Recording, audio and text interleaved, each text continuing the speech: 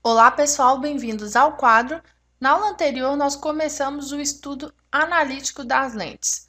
Eu quero fazer com vocês uma comparação entre a posição do objeto e o tamanho da imagem.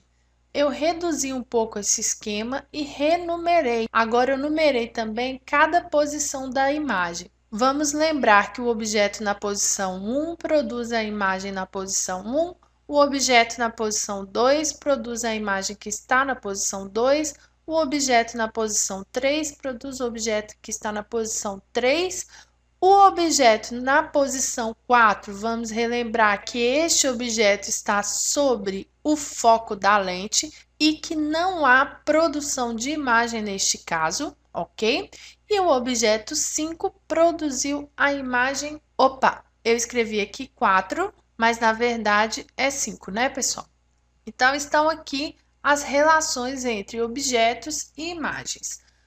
Vamos novamente relembrar que à frente da lente está o objeto e nessa direção a posição do objeto é sempre positiva e no sentido contrário da esquerda para a direita está a posição da imagem, que fica positiva quanto mais distante estiver da lente, neste sentido que vai da esquerda para a direita, ok? Eu quero agora que vocês considerem esse eixo como sendo um eixo numérico de abscissas que vocês já conhecem lá da matemática.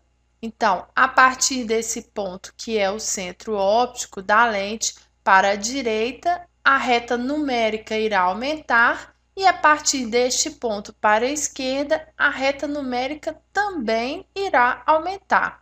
Só que quando a gente olha para um sentido, considerando as imagens, para este lado, a reta numérica aumenta positiva e para este lado, a reta numérica aumenta negativa. Olhando para o objeto, nós só vamos considerar a reta numérica indo da direita para a esquerda, aumentando neste sentido e sempre positivo. Agora nós vamos estabelecer algumas relações, começando pelo objeto e a imagem na posição 1. O objeto na posição 1, vocês podem observar que ele está mais distante da lente que a sua imagem, ou seja, a posição P do objeto é maior que a posição P' da imagem. Neste caso, a imagem é real e ela também é menor que o objeto. Agora, vamos olhar para o caso 2.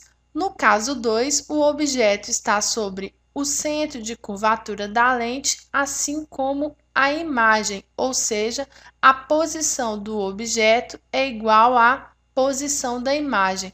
Neste caso, a imagem também é real, pois eles estão de lados opostos da lente e ela tem o mesmo tamanho do objeto.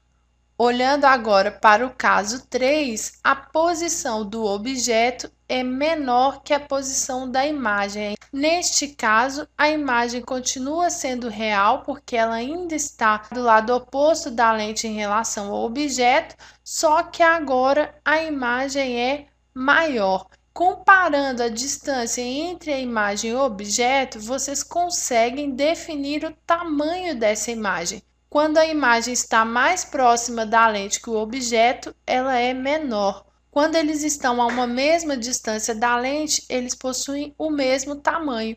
E quando a imagem está mais distante da lente que o objeto, ela é maior. Sempre lembrando, tá, pessoal, que aqui nós estamos trabalhando com a lente que é convergente. Agora vamos analisar o caso 4.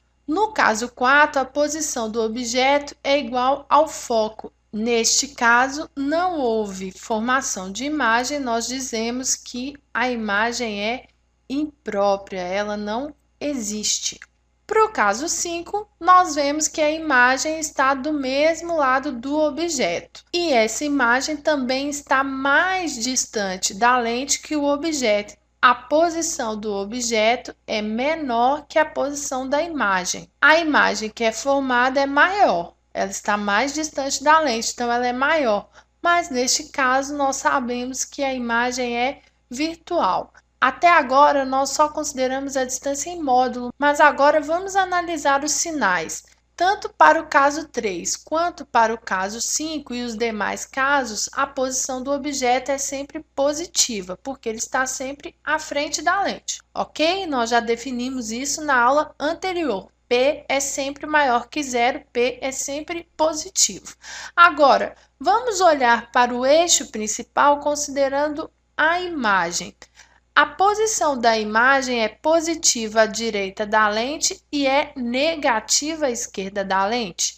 No caso 3, a imagem formada está à direita da lente, do lado do eixo que é positivo. Então, P' neste caso é positivo. Quando P e P' possuem o mesmo sinal, a imagem é real.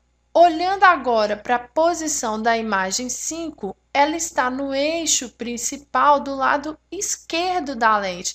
Deste lado, o sinal para P' é negativo. Como o objeto e a imagem possuem sinais diferentes, a imagem é virtual.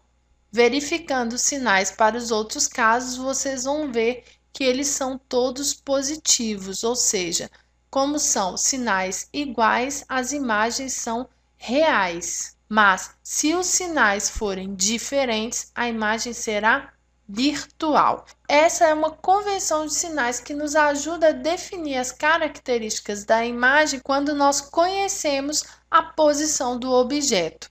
Espero que vocês tenham compreendido, que essa aula ajude vocês a resolver os exercícios mais rapidamente no vestibular. Bons estudos!